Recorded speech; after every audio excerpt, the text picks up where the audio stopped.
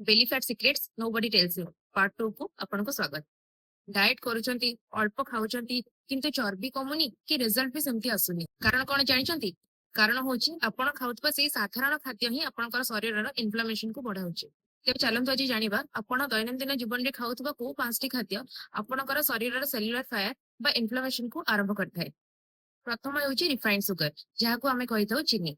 हेतुबा आपण हेल्दी खाउछंती किंतु गोटे गोटे खाद्य रे हिडन सुगर थाए माने चीनी लुचिकी थाए।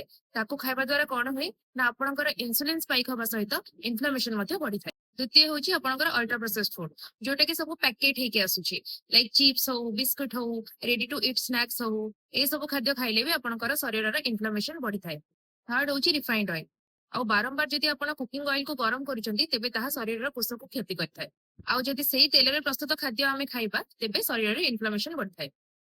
4 नंबर होची eating of too much refined carbs माने मैदा जातीय जिंस like Maggi pasta white bread bakery items. 5 number होची सबुठे इंपोर्टेंट वन क्रोनिक स्ट्रेस आउ खराब निद। जेते हेल्दी खाइले भी जदि आपण बारंबार स्ट्रेस रे रहउचंती आउ 7 रु 8 घंटा सोउ नाहंती तेबे आपणकर शरीर रे थिबा सेल गुडी को इन्फ्लेमेशन मोड रे रहि जाय। तापरे आपणकर बॉडी कोन करे ना फैट बर्न करबा प्रोसेस को ही बंद कर दिए आउ निजको प्रोटेक्ट करबा को स्टार्ट करे जा फଳରେ आपणकर पेटर चर्बी बढ़े मुह फुले एवं शरीर एनर्जी मध्ये कमी जाए।